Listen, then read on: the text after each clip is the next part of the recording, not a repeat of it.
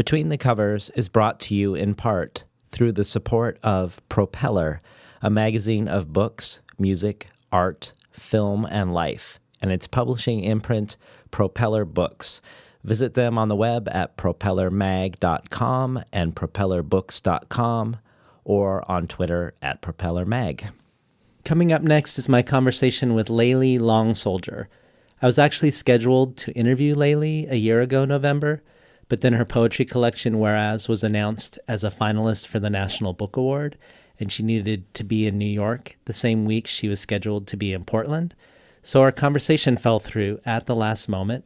And while I was obviously excited for her, I was also a little bit heartbroken, as Whereas was not only one of my favorite poetry collections of that year, but of the last many years.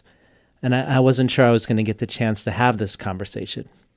But luckily, she came through Portland exactly a year later, this time both as part of the Lewis and Clark College Reading Series and as a panelist at the Portland Book Festival on behalf of the new anthology from Grey Wolf entitled New Poets of Native Nations, edited by Hyde Erdrich.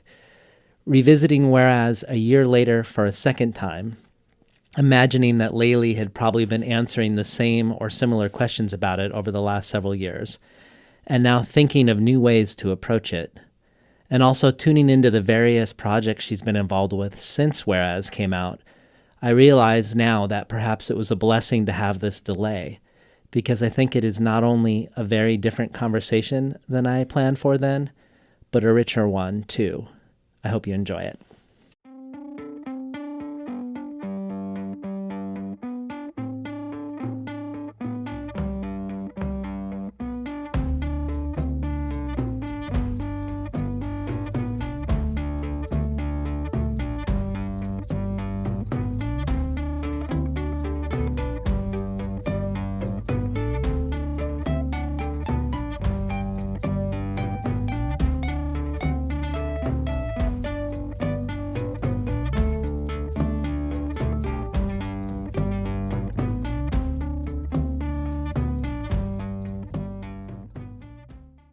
Good morning and welcome to Between the Covers. I'm David Naiman, your host.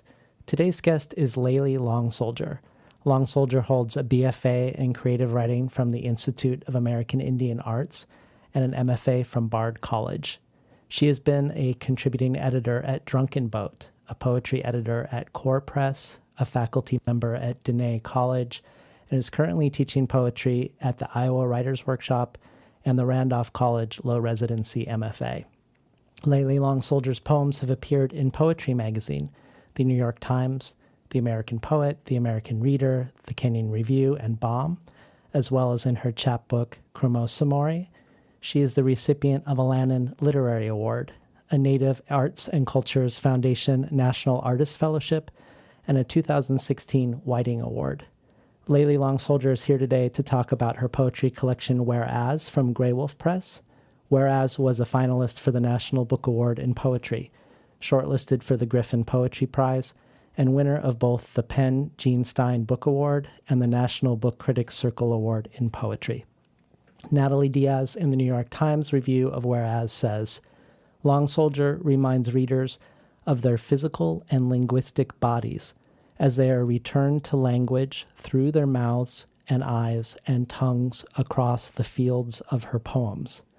The New Yorker says that using elliptical prose, blank spaces, crossed-out text, and Lakota words, Long Soldier articulates both her identity and her literary undertaking.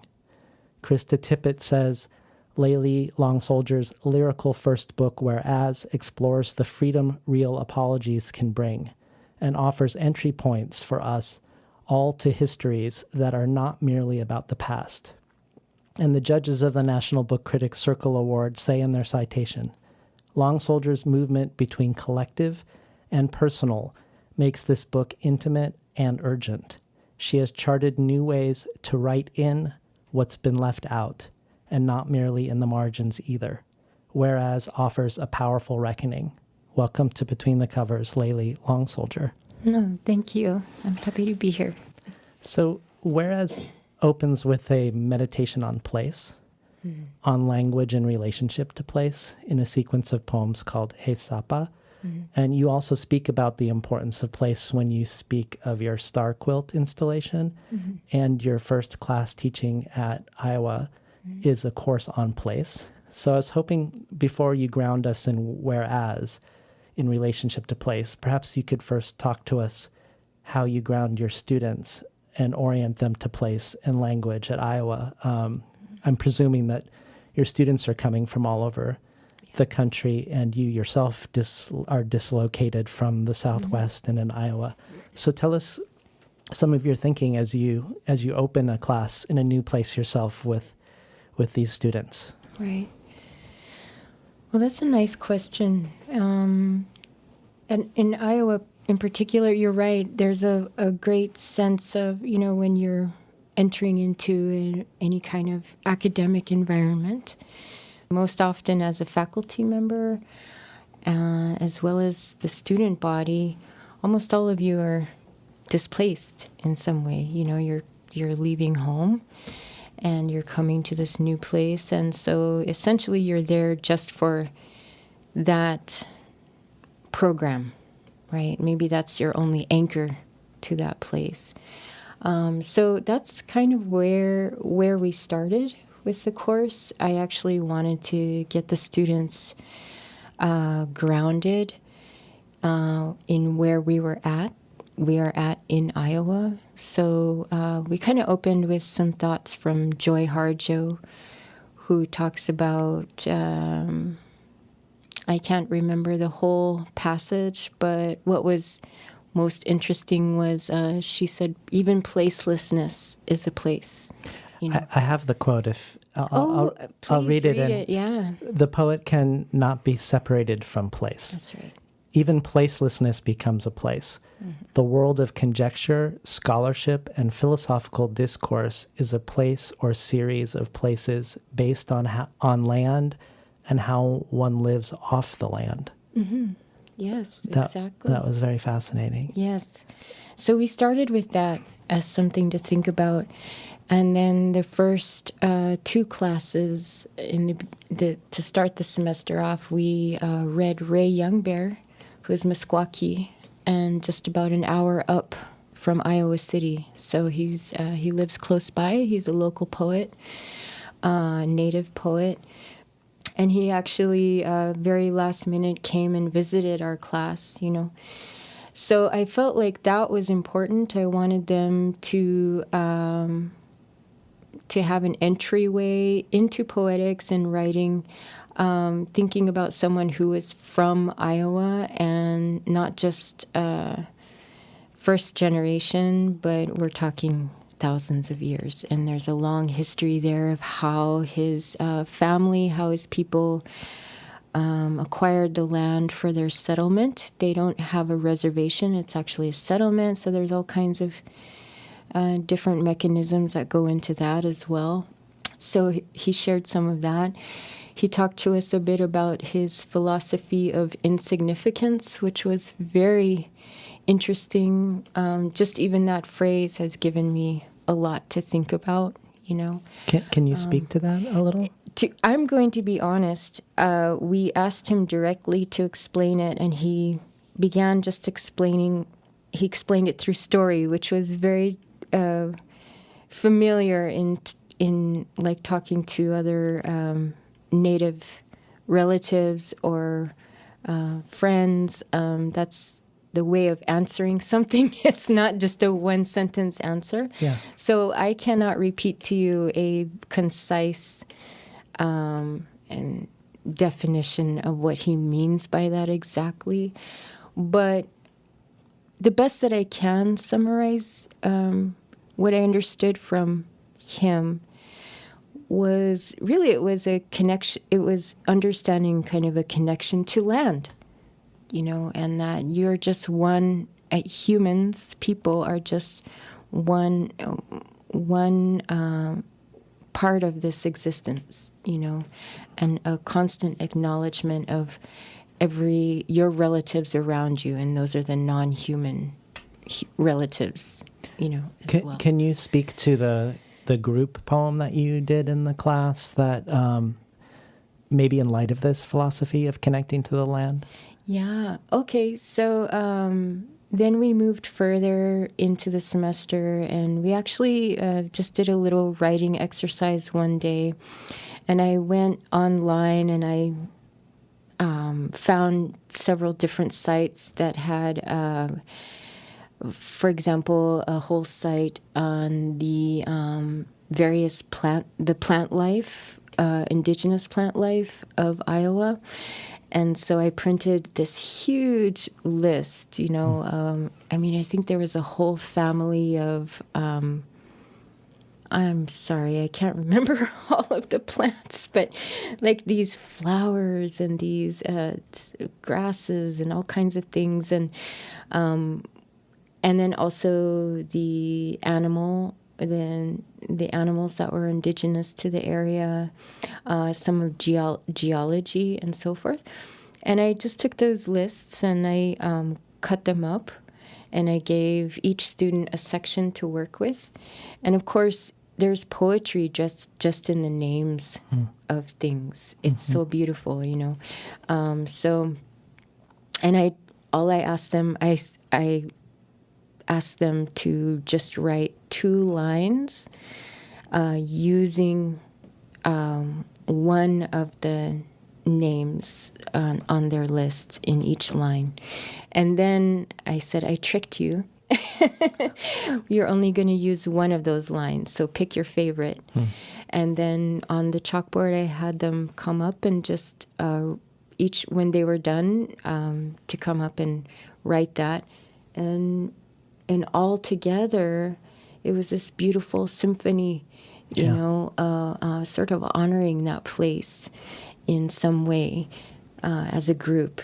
And these just unexpected twists and turns in the poem. So, yeah. There was this really heartening interaction that I witnessed on Facebook with you talking about the painfulness of adjusting to Iowa from New Mexico, the amount of concrete and the humidity and the chill and the gray and both the lack of color environmentally and ethnically. And Joy Harjo reached out on your page to share that she, when she was there, struggled a lot too. Yes. And that she used to keep track of a calendar marking whenever the sun would show up. Yes. And that once it had gone over a month. Yes. And that her poem, Grace, is about this experience. Yes. And that poem begins with this incredible line. I think of wind and her wild ways, the year we had nothing to lose, and lost it anyway in the cursed country of the fox. And then she goes on to describe her time there as, we lost a winter in stubborn memory, walked through cheap apartment walls, skated through fields of ghosts into a town that never wanted us. And finally, wind, I am still crazy. I know there is something larger than the memory of a dispossessed people. We have seen it. And it feels like this sort of brings us to the first poem in Whereas, which also, I think in the same spirit, is about place and memory and also the colonization and decolonization of language. So I was hoping maybe you could orient us to this poem and the language that you're interrogating in relationship to place. Sure. Well, the book opens with Chesapa. And so if you know anything about Chesapa, that's the Black Hills in South Dakota. And so I opened the book with that piece because it is the place of origin for Lakota people. So our origin story is, as we understand it, that's where we come from. That's where we emerged from, out of the earth. And so I felt like that was how I wanted to begin the whole book, right? This place of origin. What else should I? Well, what I'm interested in, I guess, is you go into how the language is misinterpreted when it is brought from Lakota to English. Yes. And then it is also, again, misinterpreted or retranslated back into Lakota using the error from the original translation, so that Lakota actually is changing. Yes. So I've heard different versions of this, but this is what I heard when I was younger, is that Chesapa is like the original name for this place, for the Black Hills. And then, so when settlers came and we referred to this as the Black Chesapa, which actually translates Che is mountain and Sapa is black. It was translated into English as Black Hills, and over time, a more contemporary way of referring to that place has been Pa Sapa, which is they've taken Black Hills and translated it back into Lakota so that it translates as Black Hill. Pa is the hill. That is the version I heard when I was younger, and more recently, I don't remember where. I think it was on Facebook or something. Someone was posting the reverse. They were saying Pa Sapa was the original, and I was giving that a little side eye. I don't know if that's the case. And this is the unfortunate thing, is that sometimes it's difficult to dig through history and just always find that definite place of truth, Mm-hmm. So, but we have to allow for different versions, so I accept that too. But this is what I understood. So Chesapa is what I refer to as the Black Hills, and this is what Could you read us the first page of Chesapa number 1? Sure. Chesapa 1. Che is a mountain, as He is a horn that comes from a shift in the river, throat to mouth, followed by Sapa, a kind of black sleek in the rise of both. Remember, Chesapa is not a black hill, not Pa Sapa, by any name you call it. When it lives in the past tense, one would say it was not Redhorn either, was not a rider on horse, on mount, and did not lead a cavalry down the river and bend, not decoy to ambush and knee buckle, to 10 or 20, perhaps every horse face in water. Its rank is a mountain, and must live as a mountain, as a black horn does, from base to black horn tip. See it as you come, you approach. To remember it, this is like gravel. We've been listening to Layli Long Soldier read from Whereas. You mentioned that you begin the book because it's the origin place of the Lakota people, which makes it feel like an acknowledgement of place. And I guess I wanted to ask you about your thoughts on land acknowledgements, which I know have been happening in Australia and New Zealand and Canada longer but they seem to be catching on more at events in the United States. So that would be prior to this interview or before we continue this interview, to acknowledge that we're having it on the occupied lands of the Multnomah and Clackamas people, of the Chinook and Tualatin and Molalla and many other tribes and bands that have lived along the Columbia and Willamette River for thousands of years. But I also know that there's debate about them, and that Whereas is exploring this difference between words without actions and actions without words. So I just was curious if you see the tradition of land acknowledgements, which seem to be gaining steam, as an important first step towards possible change, or do you fear that the words stand in for change? Well, that would be the danger, right? The danger is that it would become a stand-in. I actually feel like it's a nice step forward, because I think it brings it into the consciousness of people, you know, which I think wasn't in the consciousness at all. Certainly when I was a young person and when I was in some of those spaces, there was no acknowledgement at all. So for me, I actually appreciate it. And it's a good reminder for me, even as a Native person, when I go to certain places. You know, there's over 560 federally recognized tribes. Even I am not completely up on every tribe in every region. So when even myself, when I go to visit places and those people are acknowledged, it's good to hear, and to hear their names, to hear the language, and so on. So yeah, I actually appreciate it myself. Yeah. Yeah, I do too. Mm-hmm. Yeah. So in the middle section of this sequence of poems, you sort of establish another theme or another line of questioning that runs through the collection. And that's where we get this poem that's written as a cube. And the perimeter of the cube are words, and the inside of the cube, most of the page is white space. And it feels like the poem is announcing itself as image before it announces itself as text.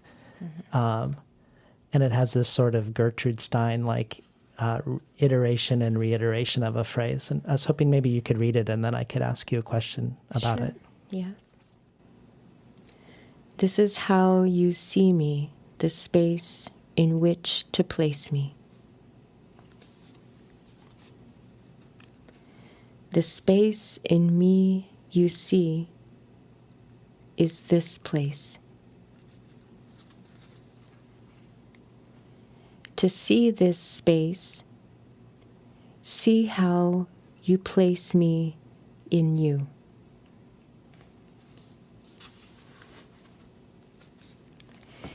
This is how to place you in this space in which to see. My favorite of those lines is the one that has the gap in it, the one that goes, this space in me you see is this place. And it feels like it, in that one line, it sort of enacts a lot of what the collection is doing in a larger sense, not just pointing to the limitations of language, but also to things that exist outside of language. And one of the things it feels like you do with the breaking apart of language, either with these gaps or these crossed out words or prematurely interrupted sentences or words that have been split in half, or by your questioning of the act of writing itself in the writing, is that you're creating a space in language for unlanguageable things. And I to go back to, I apologize for minding your Facebook page, but on Facebook you shared a night you had with your students in Iowa that made me think about this phenomenon in the book. And at dinner, you're all discussing your reading habits as children, and they're talking about how they read, what they read, and what the difficulties were like of being literary geeks. And you said you remained largely quiet because you didn't grow up reading books, but you grew up reading people. And I wanted to hear more about that, because somehow I feel like it feels to me like there's some secret in that allows you to take the things outside of language and somehow create room for them in the language. And maybe I'm stretching there, but tell us about reading people growing up and how that has affected your writing practice, if it has. I think a lot of it is just my own nature. Of course, as an adult, I'm asked, or I have to do a lot of things that require me to get outside of myself. So for example, I teach, and so I cannot sit in the classroom in a corner and be an introvert. But I really honestly feel my natural state is really to be quiet and to be still. And I enjoy, and I always have as a child, when I was growing up, enjoyed just, I can sit in a full room and be very happy, be very content to just be completely quiet and listen and to feel, kind of sense people's, I want to say energy, but I know that sounds so new agey, but I don't know, to feel, to sit in a place and to feel what's happening, and I think just to listen, that really was just my natural kind of state, and I still enjoy being that way when I can be. And I think that's important to poetics, too. I mean, it's something I've thought about a lot, like being in Iowa. So I'm going to be very, I hope not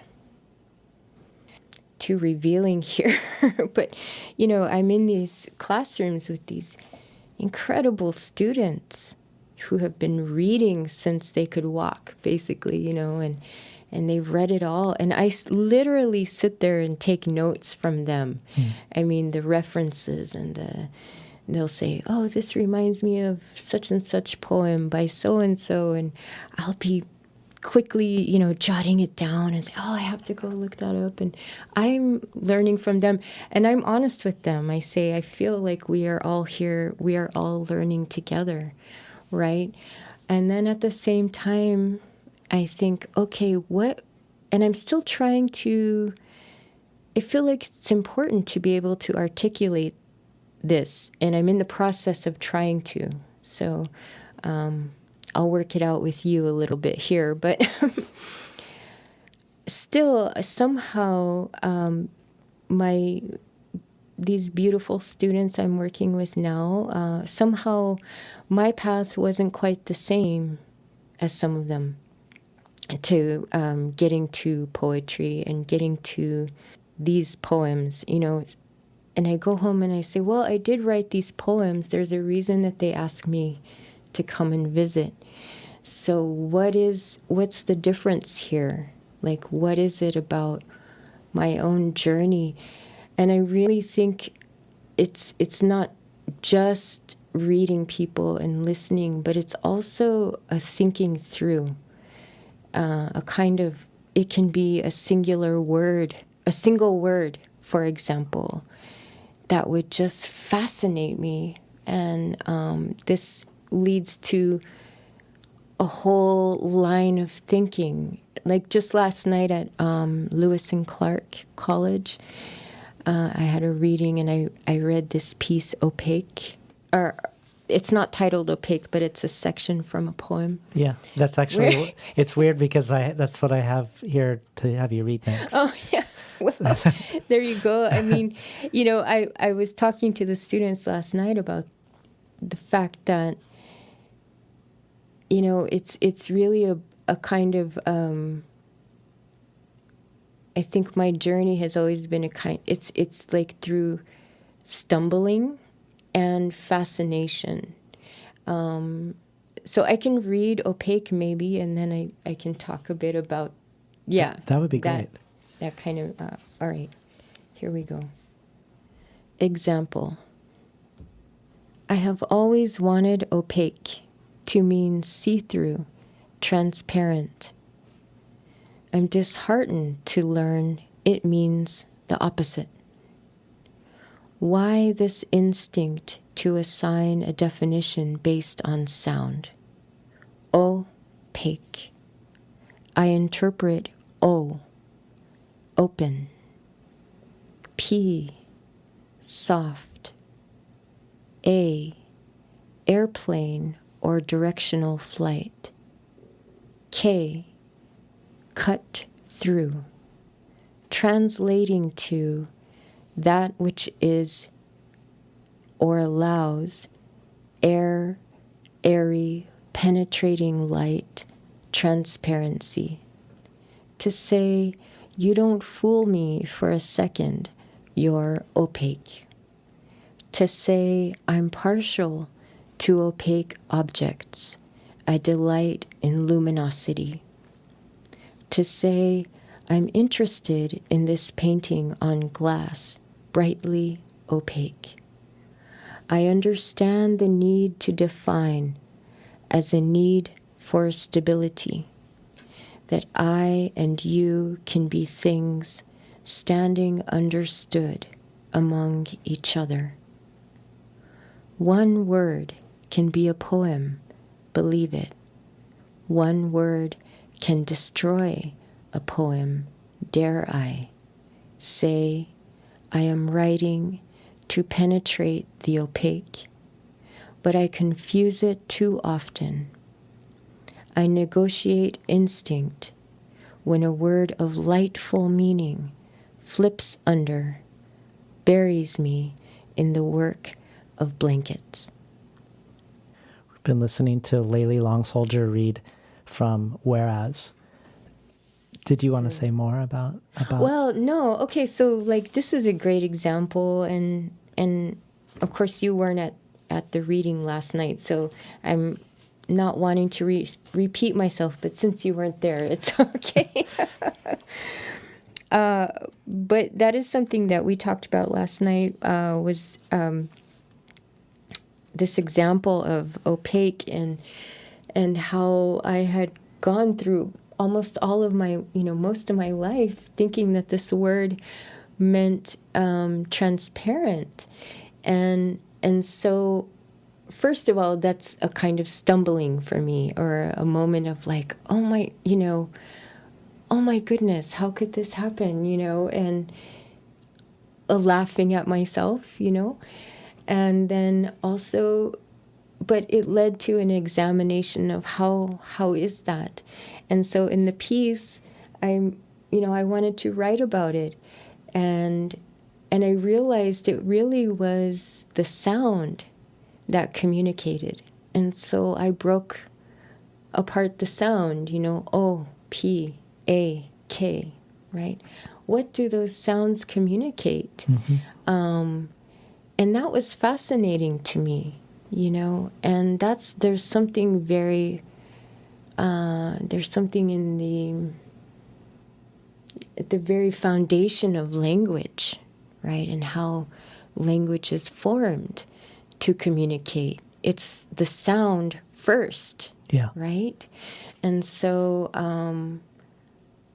in any case, I think it's that kind of thing I'm always encouraging my students to. It's the poetics. It's, yes, there are aspects of form and line and craft, as they say, but also, I'm always encouraging them to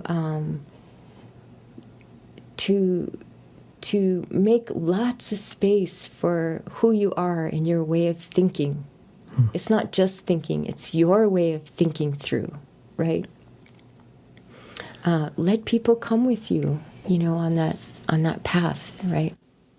You've often brought up in interviews a line by Charles Olson that you don't relate to, actually, that says form is never more than an extension of content. Mm-hmm. And you've said that for you, sometimes form comes first. Mm-hmm.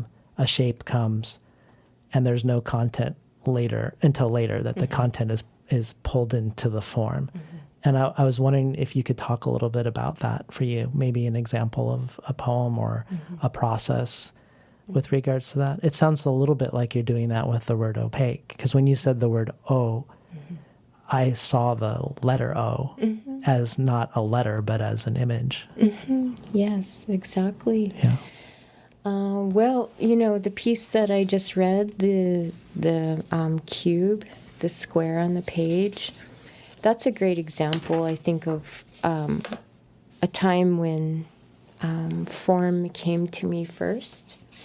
So I was working on this piece, Chesapa, and I'd had the first I knew I wanted it to be a longer piece. And I had the first two sections, and I had a sense of the direction. I knew that it was concerning land, this piece, obviously, an origin. The second section is about the dragging, a relative of ours, actually, that was found who was dragged to death. And this idea that, we have this relative who was dragged in our family, and it was so long ago, but it's like, so you would think, okay, everyone moves on. But every few years that I always end up hearing somebody will talk about it. It surfaces again. And of course, the history that we have, and at Pine Ridge specifically, and then, just in general, Native people with land and this disposability of our people for the sake of land is something you just can't get past, right?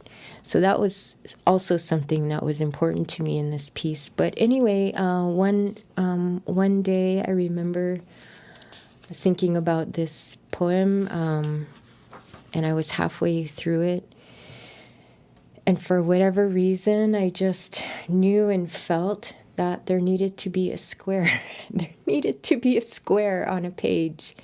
And I didn't know why. Mm-hmm. I couldn't even explain it to myself, except I felt it. There needs to be a blank page, and there needs to be a very simple square in the middle of it, and the words need to be, at each side of the square. And that's all I had to go with. I didn't know why.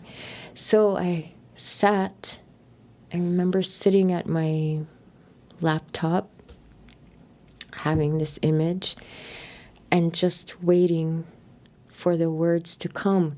And I think it's because shape also communicates, just like sound, just like opaque, But shape says something before the reader, and maybe even before the writer comes to the page. A shape is telling you. It's saying something. So it's almost like I had to wait for that square to tell me what it wanted to say, Yeah. So I waited, and I tapped out each little word, patiently waiting word by word. I got the first line done, and then I realized, I said, I think each side of this square, the words need to remain the same. I need to use the same language for each side. So, and then that sort of became the structure, the constraints that I worked with, and then I finished that section. But I don't know if that answers your question. It does, and I kind of want to ask it again, anyways, Okay. but in a different way, Mm-hmm. because you're also a visual artist Mm-hmm. that uses text, Mm-hmm. and you did a project called Buffalo Book with 21 buffalo made out of metal mesh that had text in each of their bodies. Mm-hmm. And more recently, you've done a show called All My Relatives, Mm-hmm. of a Lakota star quilt, where you used copper wire as thread and paper as the fabric that Mm-hmm. was laser etched with words. Yeah. I was hoping you could both tell us the significance of star quilts, but then also your thinking process on how to employ words when you're doing a project that begins with form, in this case, the star quilt. Yeah. I'll start with the star quilt exhibit, or the Midakuye Oyasin. So I'll start with that, just because that takes the longest to explain. But that's actually more recent work. I think Buffalo Book was quite some time ago. I can't remember. But I was in an exhibit with two other Lakota artists, Mary and Clementine Bordeaux. So the three of us were interested in exploring this phrase in Lakota language that is Midakuye Oyasin. And it roughly, or it translates to we are all related, or all my relatives, something like that. And part of the reason we wanted to sort of unfold that phrase or look a little deeper into it is it's a phrase that a lot of people who are not Lakota have adopted. They've adopted, they'll repeat it and say it, in public spaces, or they'll, they say it both in English and Lakota. And it's often used as a way to create familiarity with people. In other words, hey, we're relatives, we're all related, and so on. But I don't think that people always understand the sort of the greater context, that the Lakota view, the philosophy behind that. And so, in other words, if we are related, what does that mean? Right? It's not just familiarity and, hey, all right, there are then, to say you're related, to say you're brother or sister or cousin or what have you, there are responsibilities. Then you're entering into a relationship with someone, and that there's an exchange, right? And there's reciprocity. There's things that you do for each other as relatives. And also this idea that it's, as I mentioned earlier with Ray when I talked about Ray Youngbear, just this idea that relatives being related extends beyond just people, and there's the world, being able to see the world around us, and also above us as something that we are in a relationship with, right? And having that regard. Yeah. And is the choice of using star quilts because the tradition is that you make a star quilt for somebody else? Yes. So the star quilt is something that, Lakota people or people in the Northern Plains area give to each other for, special occasions and so on. So, so it's definitely often a gift of expressing that kind of relationship with one another.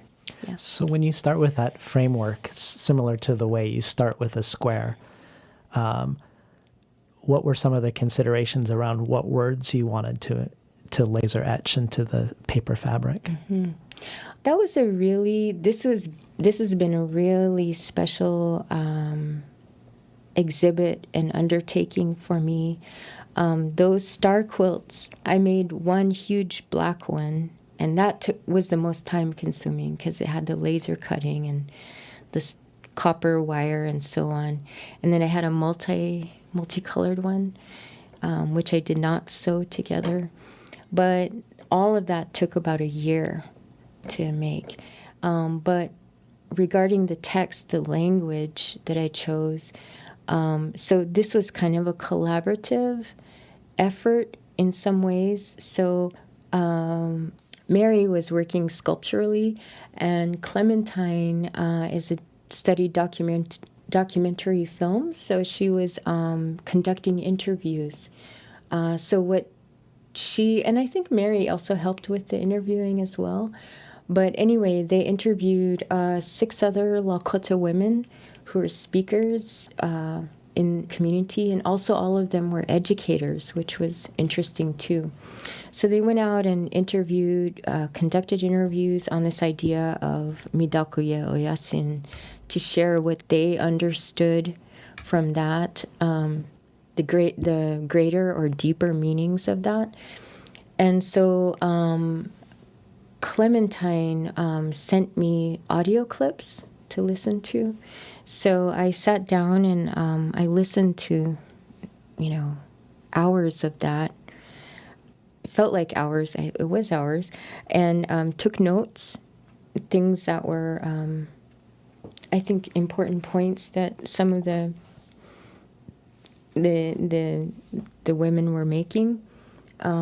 Really interesting things. For example, one of the community members was talking about the making of dictionaries and some of the history of that, Lakota dictionaries, and a little bit of the politics and the involvement of the church in that, and all of that.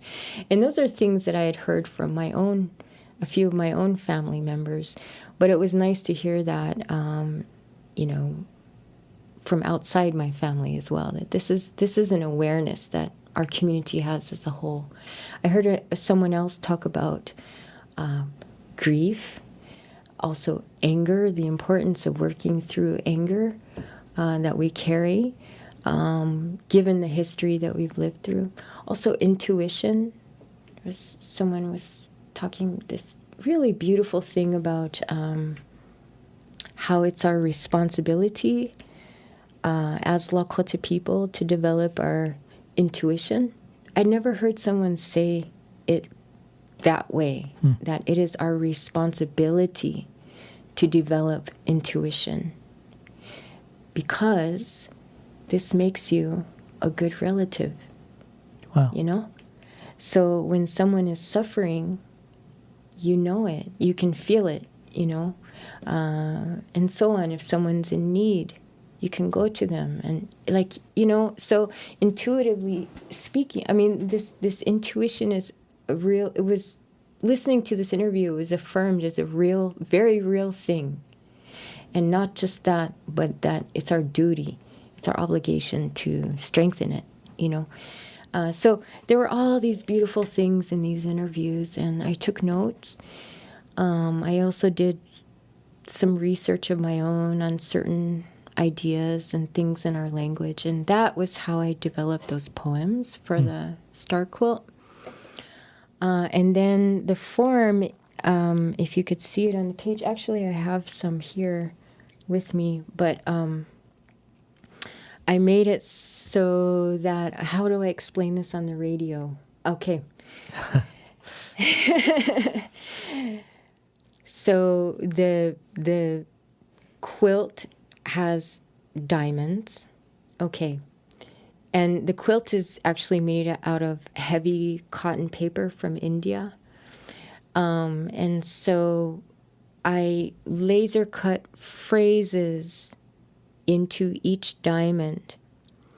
But the way it works is going from the top diamond, the top point, as you move downward, the reader can go in any direction downward and connect the phrases in any pattern that they would like. And hopefully, as they reach the bottom point, they've created a poem of their own. And hopefully the poem makes sense in some way, or a little bit of sense, following, based on things from the interviews that I had. One of the things that makes me think of in Whereas is your poem Diction, which you wrote in response to being a criticism you received in your MFA program. Man, you've really researched. But the reason why I think of it is because you were told that your personal I comes from a small world, right? Yeah. And that you needed to work on your diction. But then your response was the inviting of other people's voices into the poem in a way. Like, so in a way that, like the Star Quilt, you're sort of inviting the voices of others to create your diction. Could you speak a little bit about that poem and the voices that you invited into it? Oh, sure, yeah. Well, the first voice I guess I invited into that piece was Zint Kala Shah, who was a Dakota writer. And she, I would say in a lineage of, she's someone I would consider, I feel like, she's a predecessor from the Northern Plains, Dakota heritage. And she was a story writer, right? Yes, she did write some poetry. She's more known for her fiction. So I used a paragraph from one of her stories about beadwork, but then I used, some erasure in that piece to kind of shape it into something that applies to writing. This idea of design and finishing a thing once it's begun, and so on. And then the next section, I worked with text from James Welch, who is also from up north. And so. Mm-hmm. What I love about the experience of traveling through Whereas for the first time is that we get all of this experimentation and this interruption and the erasure and the white space, and then we arrive at the last poem in the first half. So it's in the book is in two halves, and all of a sudden we have diction and syntax and punctuation that conforms to the norms, to the conventions of English. We're seeing a poem in complete sentences. And this poem is about the death sentence of the Dakota 38. So I was hoping maybe you would be willing to read the first page, and then we could talk a little bit about the circumstance that the end question raises. Yeah, sure. Okay. 38. Here, the sentence will be respected. I will compose each sentence with care by minding what the rules of writing dictate. For example, all sentences will begin with capital letters. Likewise, the history of the sentence will be honored by ending each one with appropriate punctuation, such as a period or question mark, thus bringing the idea to momentary completion. You may like to know, I do not consider this a, quote, creative piece. I do not regard this as a poem of great imagination or a work of fiction. Also, historical events will not be dramatized for a, quote, interesting read. Therefore, I feel most responsible to the orderly sentence, conveyor of thought. That said, I will begin. You may or may not have heard about the Dakota 38. If this is the first time you've heard of it, you might wonder, what is the Dakota 38? The Dakota 38 refers to 38 Dakota men who were executed by hanging under orders from President Abraham Lincoln. To date, this is the largest, quote, legal mass execution in U.S. history. The hanging took place on December 26, 1862, the day after Christmas. This was the same week that President Lincoln signed the Emancipation Proclamation. In the preceding sentence, I italicize same week for emphasis. There was a movie titled Lincoln about the presidency of Abraham Lincoln. The signing of the Emancipation Proclamation was included in the film Lincoln. The hanging of the Dakota 38 was not. In any case, you might be asking, why were 38 Dakota men hung? We've been listening to Layli Long Soldier read an excerpt from her poem 38 in her collection, Whereas, from Grey Wolf Press. So can you talk to us about the circumstance a little bit, about the Sioux Uprising, which you mentioned is the largest mass execution in U.S. history, but yet remains largely erased from memory from most non-Native Americans? Mm-hmm.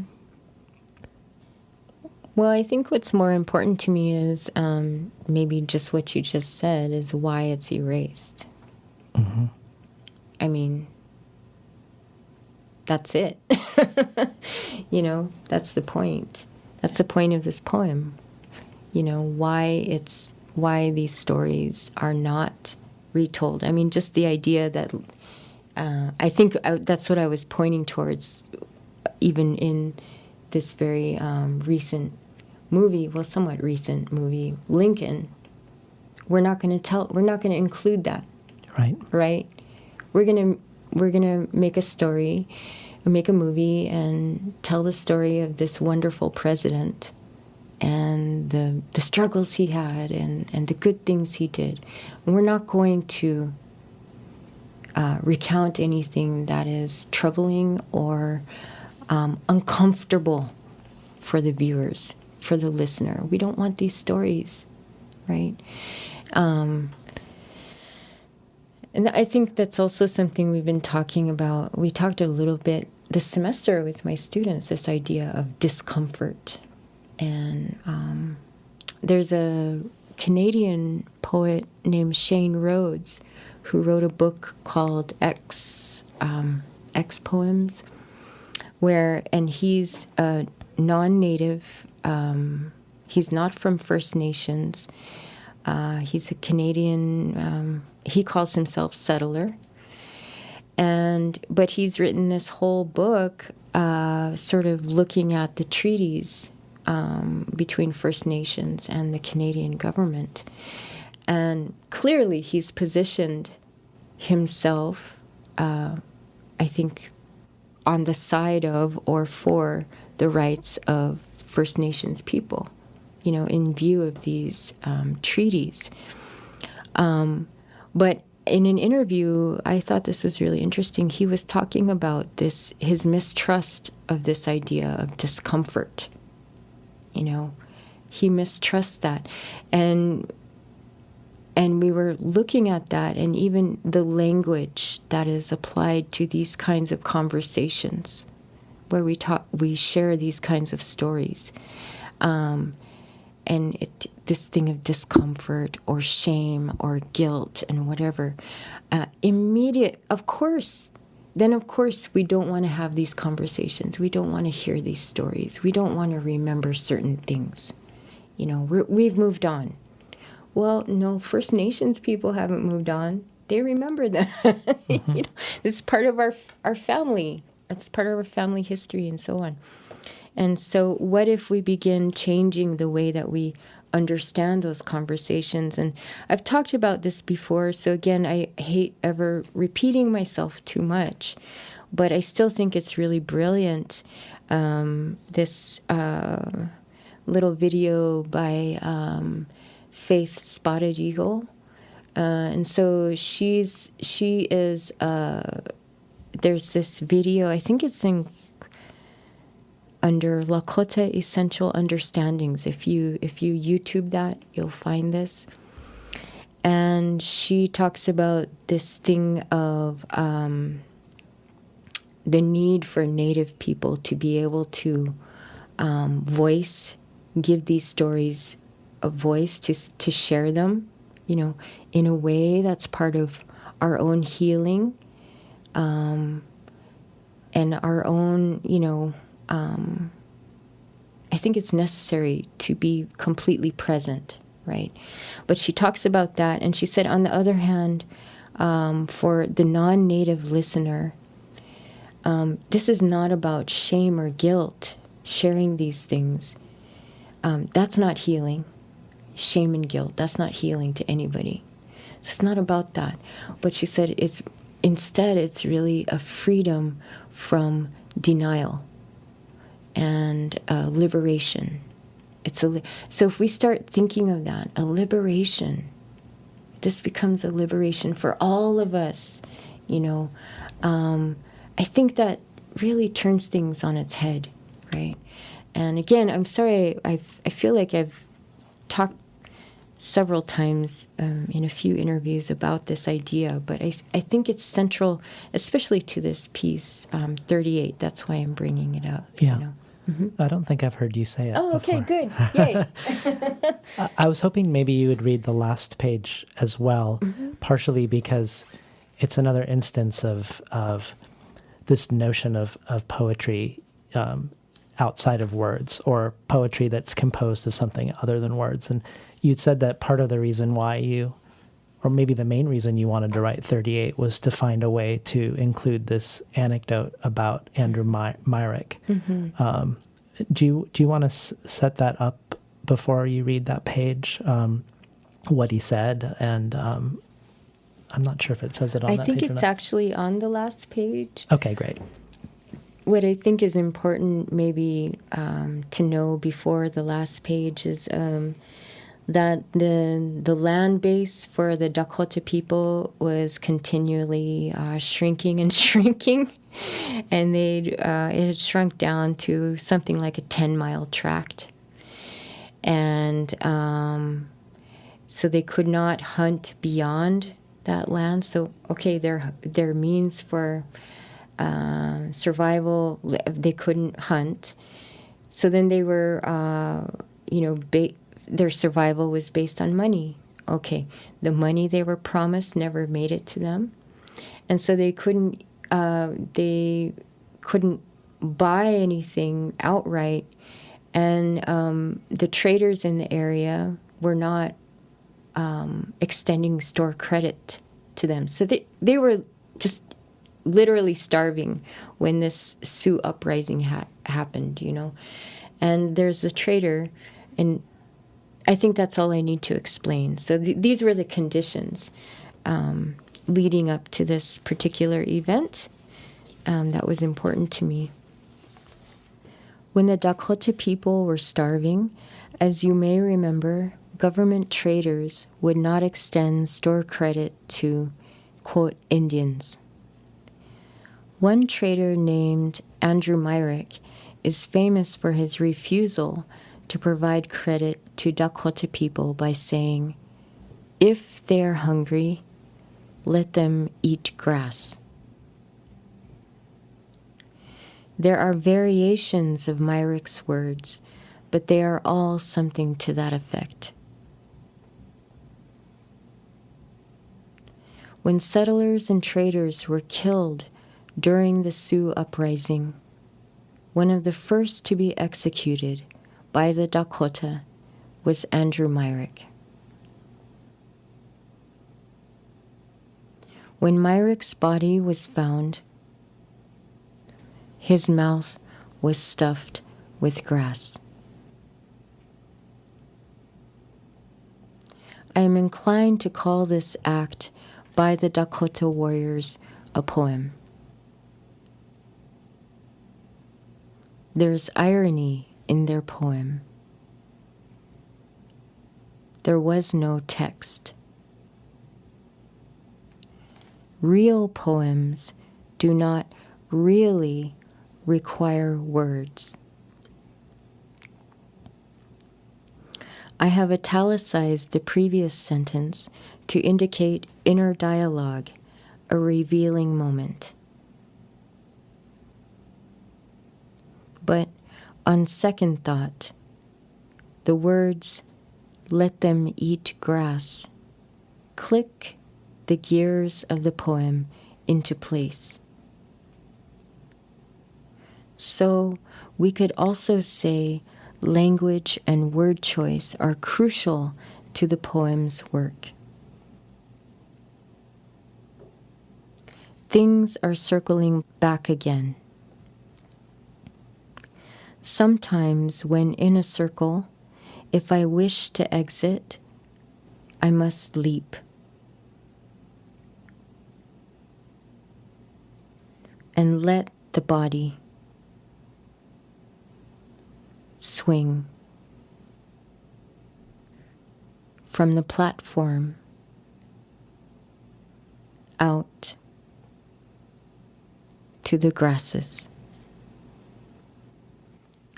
We've been listening to Layli Long Soldier read from Whereas. It really ignites the opening line of the book with new meanings. I already had all these meanings for the opening line, which is make room in the mouth for grasses, before I knew Andrew Myrick's story, that perhaps poetry is something we might receive in a space and a place rather than something that we speak, like, that our mouths are not just emitting words, but receiving them, and receiving something that isn't words. So in this case, grasses, and grasses property and grasses theft of land, and transforming that into justice and poetry. But I wanted to also hear you talk a little bit about the cover for the book, which is from a movie, Modest Livelihood, and is a field of grasses with an artist, Dwayne Linklater, kneeling in them. Because I felt like there was a connection between 38 and this movie, but I wanted to hear why you chose to put this still from this film on the cover of your book. Oh, yeah. Well, gosh, it's so nice of you to mention that. There is a connection, I think, between, well, not just 38 and that the image on the cover, but I think the whole book. So when I was writing the book, I had, of course, the first draft of my manuscript.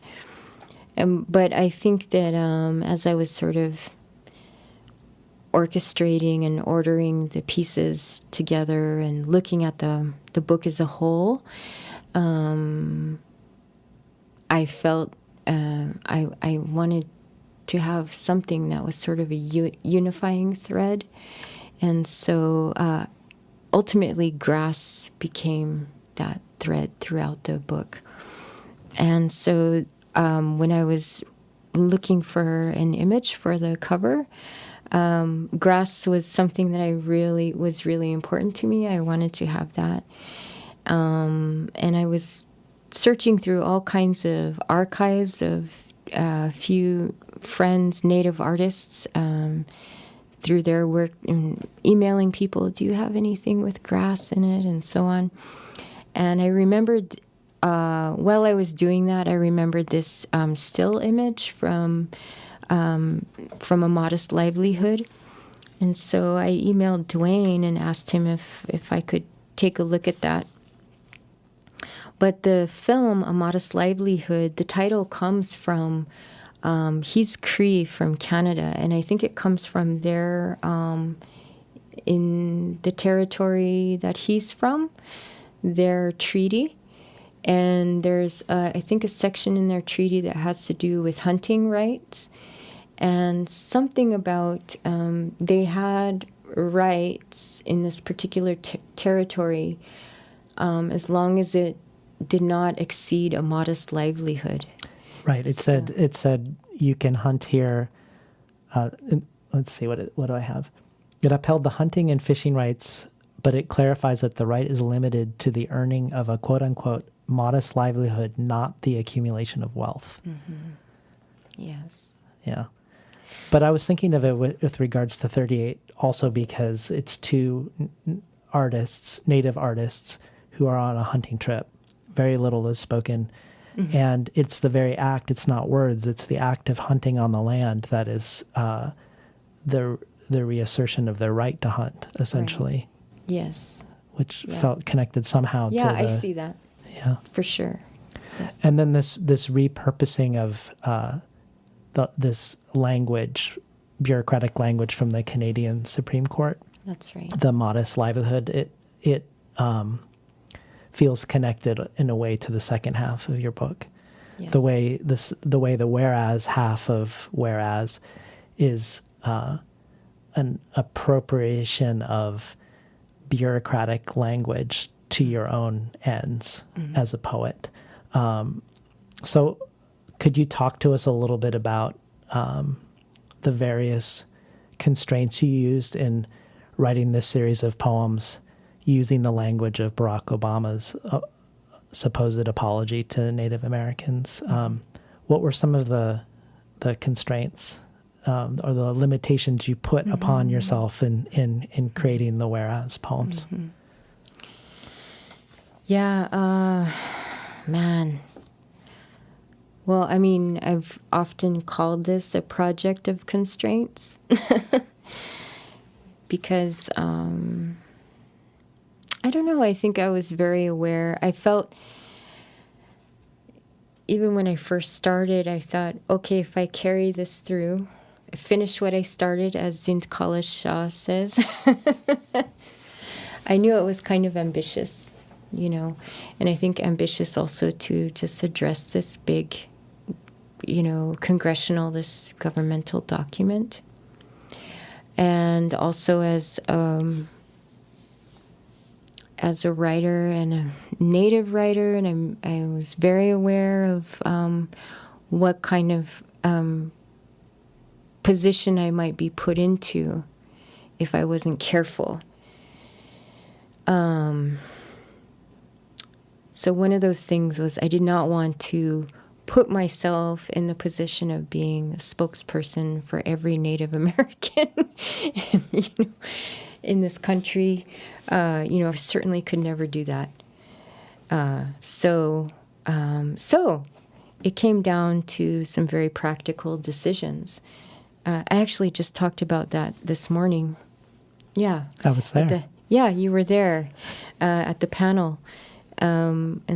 One of the decisions I made was to write, for the most part, in first person I.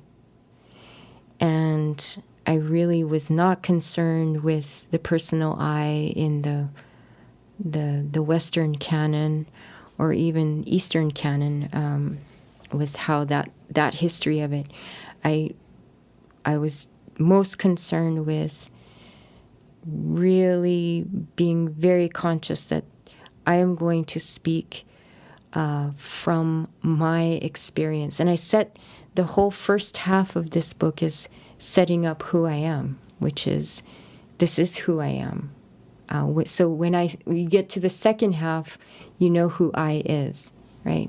So I'm a mother, I'm an artist, I'm an educator, and all of these things. I'm a daughter, I'm an auntie, and so on. So then by the time you get here, I'm hoping that the reader has a sense for who the speaker is, right?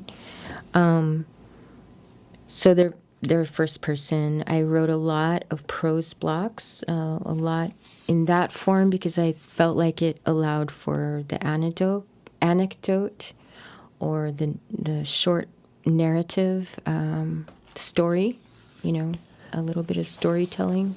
Can I ask you about a little bit more about the first person versus using avoiding the we? Because when I had Tommy Pico on the show, he very overtly within his poems discusses the distrust of the we and also of abstract language. And you have a poem called We in this collection that describes we as both presumptuous and as a rude inclusion. And I love that phrase, rude inclusion. You've also said that to personalize is the only way to deal with abstract language.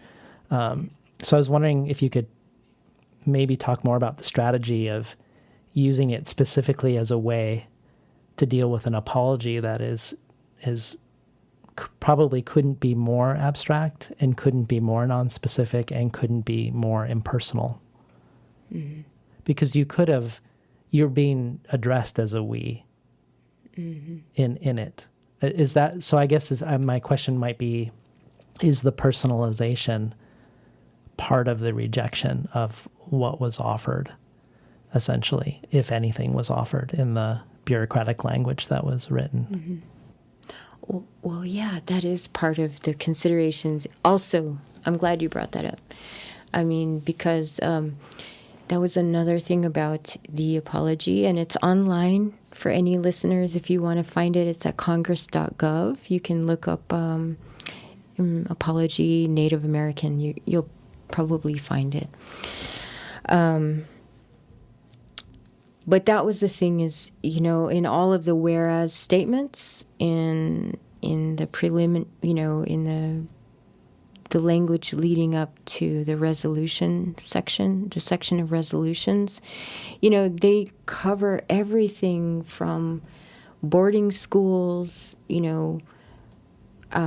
to broken treaties, to massacres, Wounded Knee, Sand Creek, these huge, huge, huge moments. Like, it was like taking a huge, and now this is a cliche, but like a big roller, a paint roller, right? And these huge swaths they're covering in history and in our people, in our community.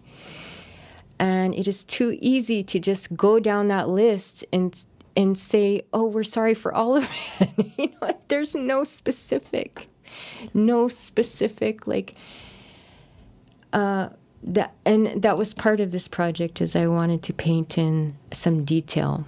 And so some of that, and the detail I chose to use was my own experience Yeah. Mm-hmm. And one line that you've mentioned, that genocide never is mentioned in the apology. And there's this one line of the apology from Obama where he says, whereas Native people and non-Native settlers engaged in numerous armed conflicts in which, unfortunately, both took innocent lives. That seems to negate any sense of a meaningfulness around the apology. Yeah. But to return to this question that we've talked about from the beginning around words versus actions, whether actions and words are twinned together or whether one is replacing the other, can you speak to the ways in which the Obama apology is an apology in some regard without meaning? What are the things that are lacking other than specificity that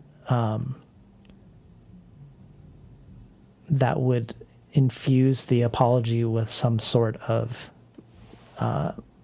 real world meaning? Mm-hmm.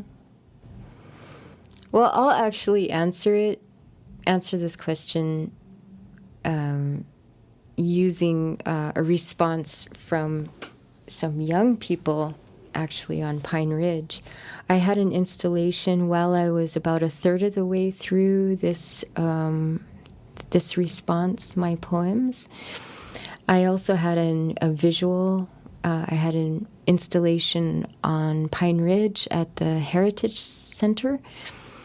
It was 3 months long. And what we did was we took 3 sections of that apology. Because we held it, I wanted to hold this installation because I actually wanted to hear from our own people, our community, some of their response to the apology. And so, and it was really, it was good. It was a good experience for me. Like, it was very affirming that, okay, I wasn't crazy. I wasn't being overly sensitive. A lot of the things I was picking up on, the young people or even the older people there caught on to them as well. So this installation was up for 3 months. And in any case, it's also on the grounds of Red Cloud Indian School, the Heritage Center. So a lot of young people came in and participated as well. And I watched this young group of girls come in, and I saw them over in the corner, like talking, and they had a copy of the apology, and they were reading it and thinking about it.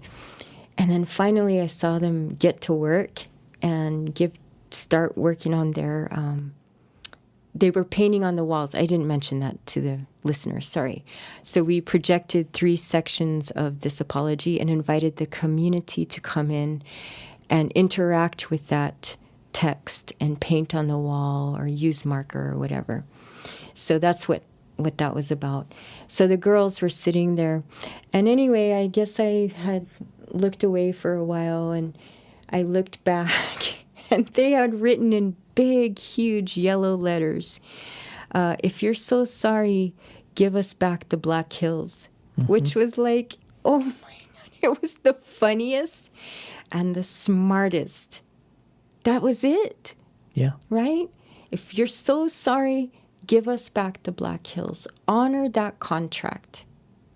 And it's, am I correct that every time the word whereas appears in the government apology, which is frequently, that whatever words follow the words whereas are not actionable grievances? In other words, it doesn't make the government liable. So they can say, whereas we did such and such. The whereas is sort of a way to undercut any actual responsibility for the thing being spoken. Is that right? Yes, that is right, but I should be clear that is also my kind of poetic, very detailed extraction of the court ruling. So I have... Okay, let me just give some background. That'll explain. Okay. So when I was working on this response, I also began researching other apologies around the world and here in the U.S. This certainly isn't the first apology. So one of the apologies I read about was to the Native Hawaiian people during Clinton's era. And that's an incredible document to read if you have time. It details exactly how that land was taken from their queen. And it's like heartbreaking. It's shocking. So it's all there in black and white. It is, it's reprehensible, really. And then in the end, they say, we're sorry. We're sorry. I don't know. So now, after this apology was, issued to the Native Hawaiian people, I think it was not much time had passed, and something happened over land, a question of land rights or something came into the courts that had to do with land there. And this apology was used as part of, I think, some of the community members, the people there, as leverage, right, in their court case. And the ruling came back. Of course, the U.S. government is going to rule in their favor, in their own favor, that whatever is in that apology, and they were using the whereas statements, as evidence, like, and the ruling came back that the whereas statements, these kinds of that language, those documents cannot be used. They're not liable. Yeah. For what's in that. So I as a poet, that's basically the ruling. You can read about it online. So I as a poet then kind of took that down to detail to say whatever follows the whereas and comes before the semicolon, then they are not liable for. But essentially that's what it is. Yeah, it's actually true. Yeah, right. So even if we put aside the fact that Obama's apology was buried in a defense appropriation bill, that it was delivered on a weekend, that no Native Americans were present, and originally it wasn't spoken out loud from an actual person's mouth to some people hearing it, we know that the words themselves don't lead to anything other than words. And you've mentioned that there's an absence of the word for apology or I'm sorry in the Lakota language. Well, there's a number of native languages. That's kind of a discussion that I've had with other people from other cultures, Yeah. tribal cultures. So, but yeah. No, I was just curious about the absence of the word certainly isn't the absence of a process of resolution of grievances. So I'm assuming that remediation of harm and resolution of grievances is happening outside of language in the Lakota culture, or outside, like that. Perhaps the way that happens is through actions, is what I'm guessing. Well, yeah. Right. Yeah. I mean, actually, this is a conversation that I've been having with a few other poets, native writers, and also speakers, activists, language activists. Just this idea of, I mean, man, I could really take this to other places. But there's even just this idea that, for example, Lakota language is verb-based language. And so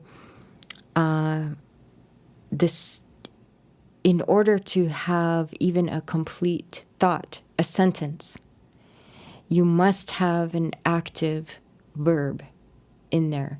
The subject must be doing something in order for it to even be able to be expressed. Mm-hmm. Okay. So in other words, like we've joked around and said, I mean, the verb to be, the tenses is and are not complete. You cannot say she is, or like the ball is on the chair, or she is inside. They have to be doing something. She is talking inside, or she is sleeping, whatever. But it's you can't just be. And so your language cannot just be. I mean, or this document cannot just be. There has to be some kind of doing. Yeah. Right? I mean, if you were to carry it to right. that yeah. Extend the idea. Yeah. And to further extend it, I was hoping you would read page 84, which is in the whereas section. Yeah. About the root of reparation. Oh, yeah. Whereas, I read an article in the New York Times about the federal sequestration of funds from reservation programs, the cuts, in federal promises and treaties. The article details living conditions on reservations, a suicide rate 10 times higher than the rest of the country.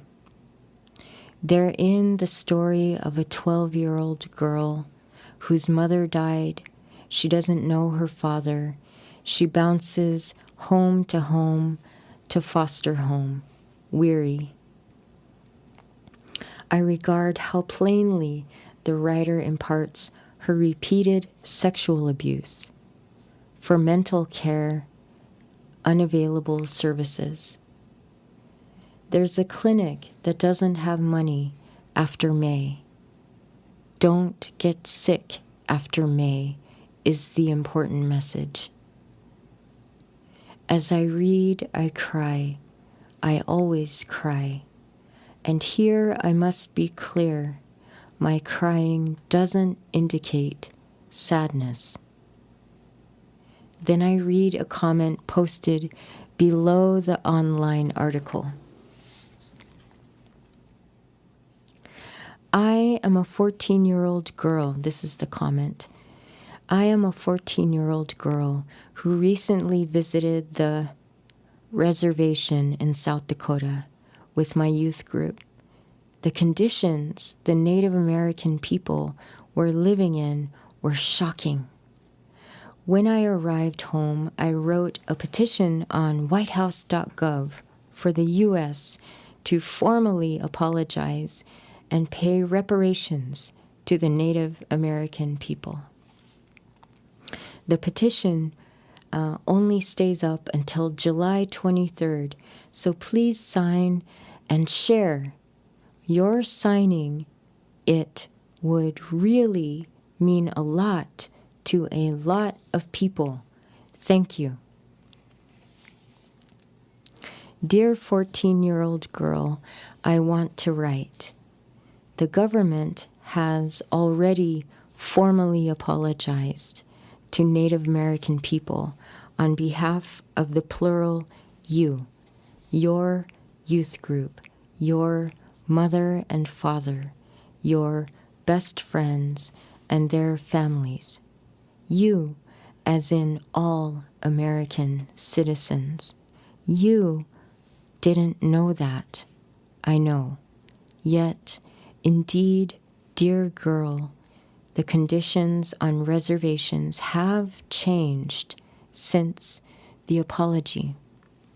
Meaning, the apology has been followed by budget sequestration. In common terms, sequestration is removal, banishment, or exile. In law speak, it means seizure for safekeeping, but changed in federal budgeting to mean subject to cuts, best as I can understand it. Dear girl, I went to the Indian Health Services to fix a tooth, a complicated pain. Indian health care is guaranteed by treaty, but at the clinic, limited funds don't allow treatment beyond a filling. The solution offered, pull it. Under pliers, masks, and clinical lights, a tooth that could have been saved was placed in my palm to hold after sequestration. Dear girl, I honor your response and action. I do. Yet the root of reparation is repair. My tooth will not grow back. The root gone. We've been listening to Layli Long Soldier read from Whereas. I feel like that gets to the heart of the book and this question. The phrase, apology does not equal reparations. The root of reparations is repair. Feels like it echoes back against everything that comes before around actions beyond words, but it also returns us to the mouth. Mm-hmm. We have Meyrick's mouth stuffed with grass, becoming a poem, and maybe a form of restorative justice, essentially.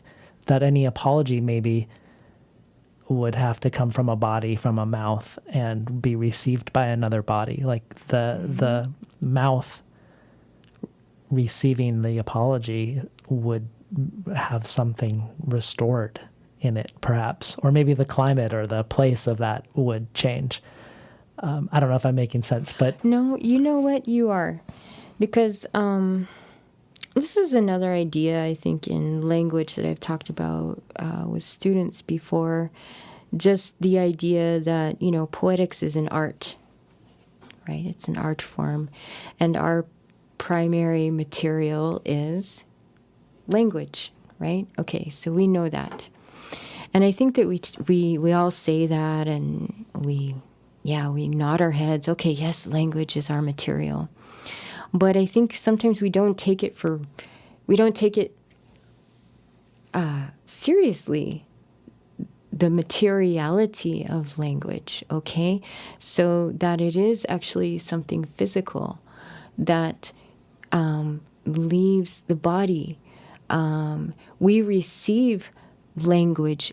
Language enters the body physically, okay? We either see it, we hear it, it enters the body through the ear.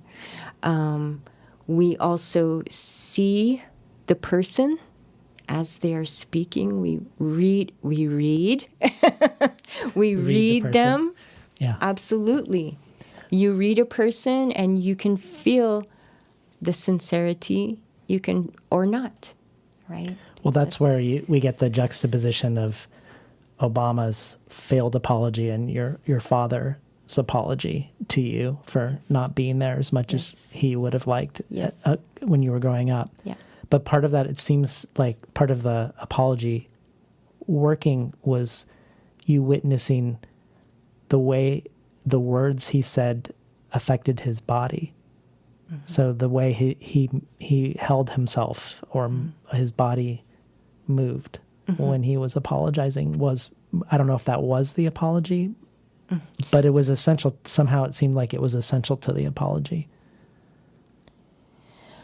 Well, as I remember it, and I tried to write it in this way, I mean, it was just very sudden when he offered his, I wasn't expecting him to apologize. So it was a very sudden thing. And we were eating breakfast together. I was in a vegetarian stage at that time. I made him vegetarian sausage. And I was sitting there wondering what he thought about it, because he definitely wasn't vegetarian. And so that's what I was thinking about, and maybe thinking about us a little bit and my relationship to him. But in any case, it was not, and he, as I say in the poem, I thought he sneezed. I thought it was a sneeze.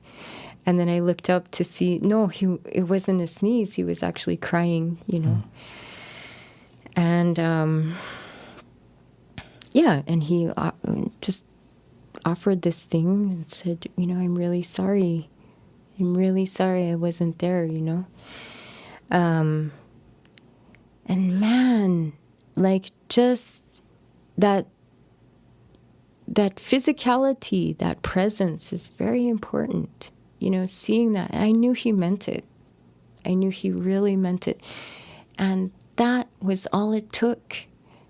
All those years of hurt were gone. So just like that.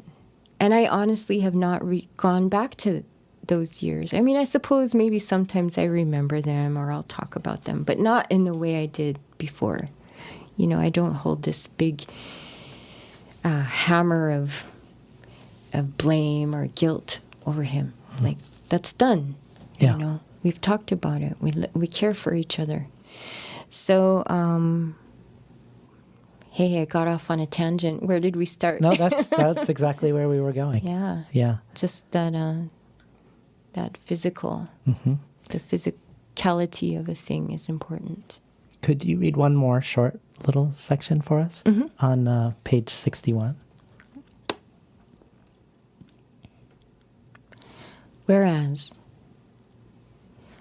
when offered an apology, I watch each movement, the shoulders, high or folding, tilt of the head, both eyes down or straight through me. I listen for cracks in knuckles or in the word choice. What is it that I want to feel? And mind you, I feel from the senses.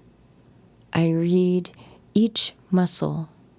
I ask the strength of the gesture to move like a poem. Expectations, a terse armfold, a failing noun thing. I scold myself in the mirror for holding. Because I learn from young poets, as I mentioned before. I learn. One sends me new work, spotted with salt crystals. She metaphors as her tears. I feel her phrases, quote, I say, and understand me, and I wonder. Pages are cavernous places, white at entrance, black in absorption. Echo. If I'm transformed by language, I am often crouched in footnote or blazing in title. Where in the body do I begin? I've been listening to Layli Long Soldier read from Whereas. I wanted to pivot to a series of found poems that you created using Zitkala Shah's story, Blue Star Woman. Mm-hmm. And you've said that when you separated out the parts of speech, the nouns, the verbs, the adjectives, and the dialogue, that when you stripped away the details and particulars of the story, it became obvious that we are still dealing with the same nouns and the same verbs and the same dialogue that she was in the 19th century around identity and land and rights and resistance. And I just wanted to hear a little bit more about that, first of all. And then I had a question I wanted to ask you about it. Mm-hmm. Yeah, that's an interesting one. So I'm still working on that series of poems. There's 8 of them, and those are the actual. Actually, that's what I used for the multicolored star quilt, that installation.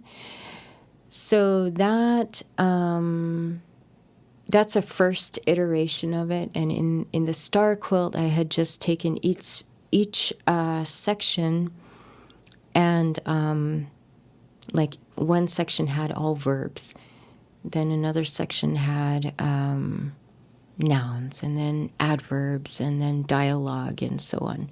So, and they were all grouped together, and now I'm kind of reworking that so that I'm taking those parts of speech and working them into pieces that are more like the black star quilt, where people can make poems from the top point to the bottom. And so I'm mixing up the parts of speech together. But yeah, I think you pretty much summarized what I have to say on that. Well, the reason why I thought about it was this through line of language staying the same around these vital questions that are mainly erased by the general population or not even asked. I feel like the juxtaposition you do between ending part 1 with Abraham Lincoln and beginning part 2 with Barack Obama is a really important one for, I think, particularly for white readers. Both of these presidents, many progressives would hold up as good or noble or maybe even the best of our presidents.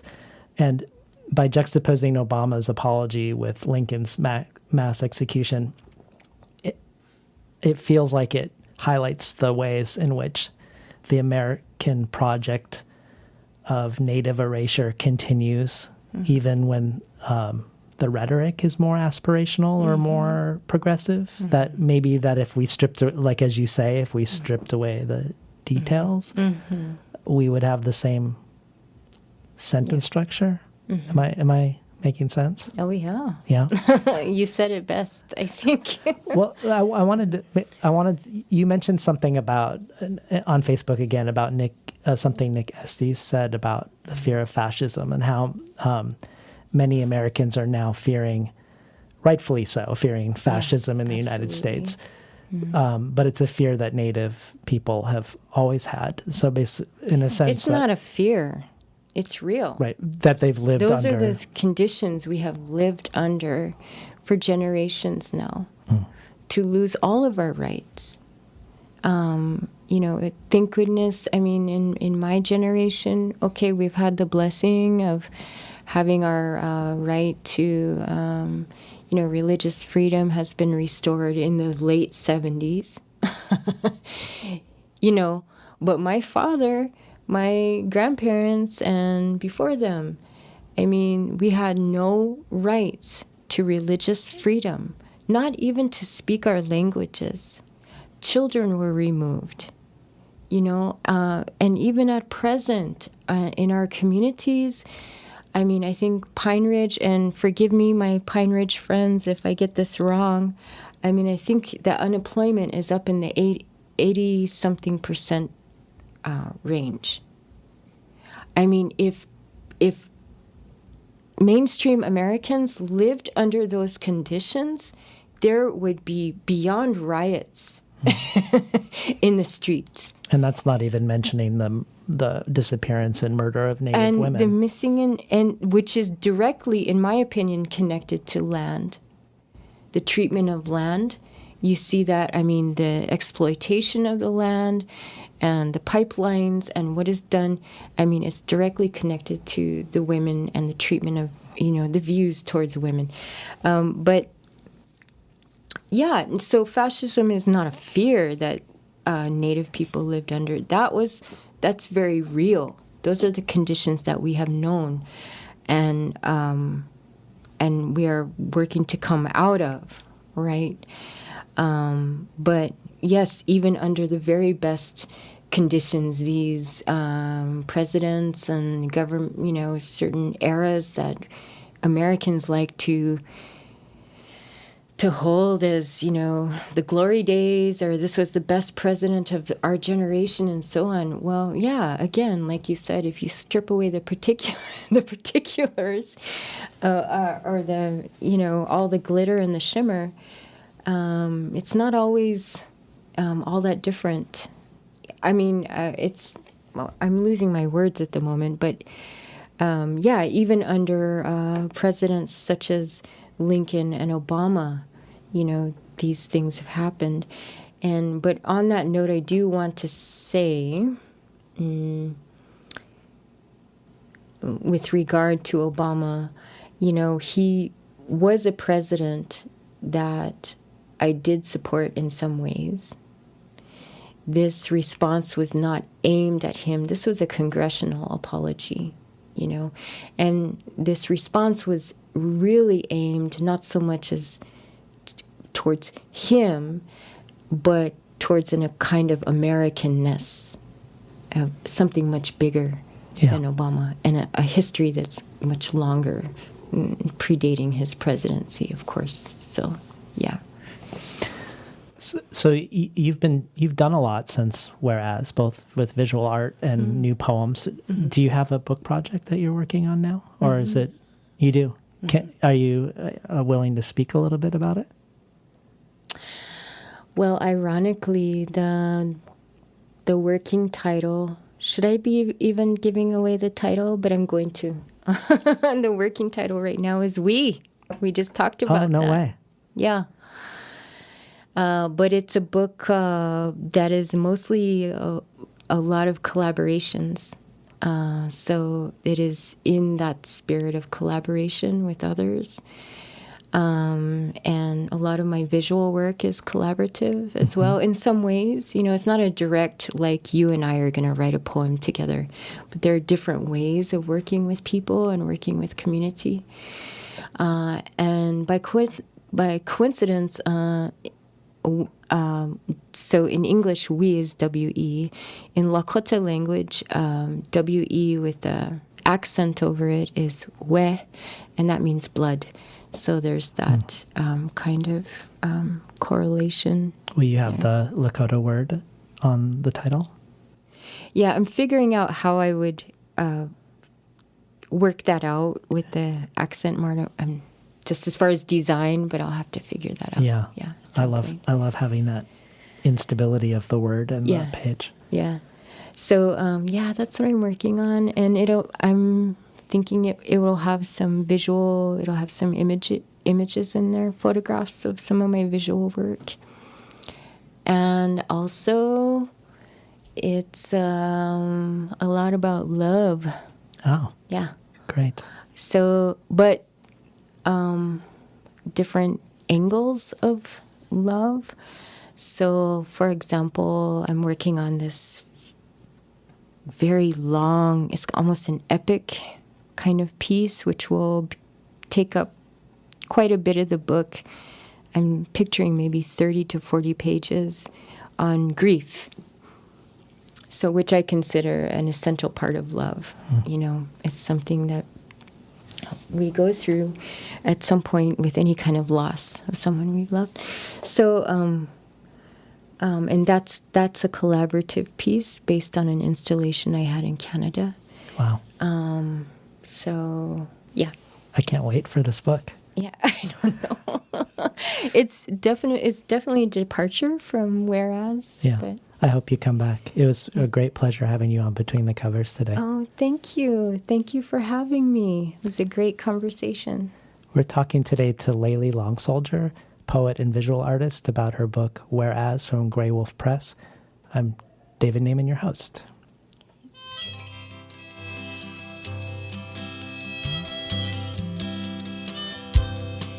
Today's program was recorded at the studios of KBOO, volunteer-powered, non-commercial, listener-sponsored, full-strength community radio from Portland, Oregon, found at kboo.fm. I've uploaded a newer poem of Layli Long Soldier's entitled King to the bonus archive. This joins bonus material by Carmen Maria Machado, Therese Marie Mayet, Sheila Hetty, Forrest Gander, John Keane, Jen Bervin, and others. Because we reference a lot of other artists and thinkers in this conversation, I've also put some of these up on the Patreon page for easy access, including the poem from Joy Harjo and the video of Faith Spotted Eagle talking about shame and denial. All of this can be found at patreon.com/betweenthecovers.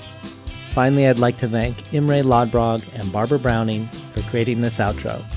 Their album Imre Lodbrog, A Sapatita Me, can be found on iTunes, and Barbara Browning's trove of ukulele covers can be found at soundcloud.com/Barbara Browning.